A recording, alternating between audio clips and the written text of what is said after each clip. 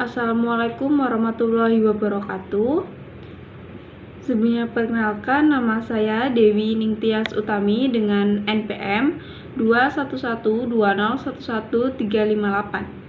Di sini saya akan sedikit menjelaskan mengenai topik pembahasan restrukturisasi. Pengertian restrukturisasi. Restrukturisasi ialah serangkaian perbaikan agar tetap tumbuh dan dapat bersaing dan berkembang.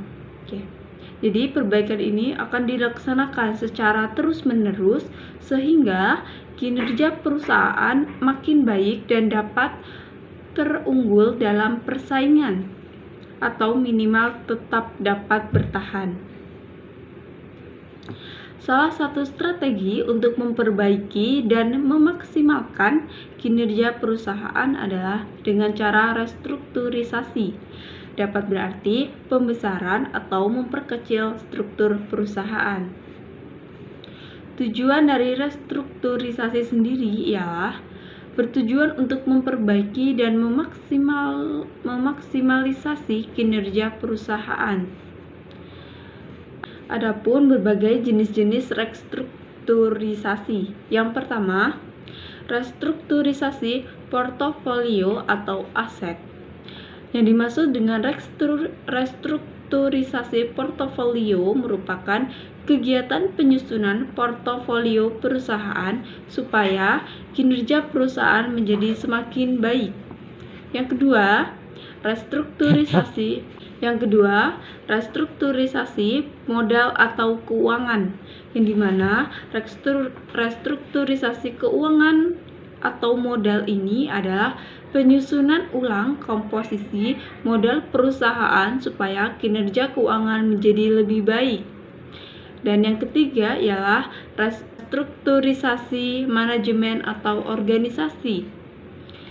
Restrukturisasi manajemen dan organisasi ini merupakan penyusunan ulang komposisi manajemen, struktur organisasi, pembagian kerja, sistem operasional, dan hal-hal lain yang berkaitan dengan masalah manajerial dan organisasi. Lalu, apa saja bentuk-bentuk rekonstruksi perusahaan? Yang pertama, ada merger. Merger adalah penggabungan dua perusahaan menjadi satu, di mana perusahaan yang merger mengambil atau membeli semua aset dan liabilitas perusahaan. Tujuan dari merger adalah untuk menciptakan perusahaan yang lebih kuat dan lebih besar, serta menghindari persaingan antar perusahaan, sehingga meningkatkan efisiensi dalam menggunakan sumber daya. Yang kedua, ada akuisisi. Akuisisi adalah pengambil alih atau takeover sebuah perusahaan dengan membeli saham atau aset perusahaan tersebut.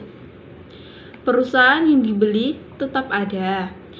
Akuisisi bisa juga pembelian suatu perusahaan oleh perusahaan lain atau kelompok investor. Akuisisi sendiri dibagi menjadi 3. Apa saja? Yang pertama, akuisisi horizontal. Akuisisi horizontal yaitu akuisisi perusahaan di industri yang sama dengan perusahaan yang mengakuisisi. Yang kedua, akuisisi vertikal. Akuisisi vertikal yaitu yang melibatkan perusahaan dengan tingkatan yang berbeda dalam proses produksi. Dan yang ketiga, akuisisi konglomerasi, yaitu perusahaan yang diakuisisi dan perusahaan yang mengakuisisi tidak saling berhubungan satu sama lain. Poin ketiga ada takeover, tender offers, dan defense. Takeover ialah merupakan suatu istilah yang dipakai dalam dunia perbankan. Dalam hal pihak ketiga memberi kredit kepada debitur yang bertujuan untuk melunasi hutang atau kreditur kepada kreditur awal dan memberi kredit baru kepada debitur, sehingga kedudukan pihak ketiga ini menggantikan kedudukan kreditur awal. Cara terjadinya takeover. Ada dua cara terjadinya takeover. Yang pertama, terjadi karena persetujuan atau secara langsung. Yang kedua, terjadi karena undang-undang atau tidak secara langsung. Poin selanjutnya adalah tender force. Tender offers terjadi ketika sebuah perusahaan membeli saham yang beredar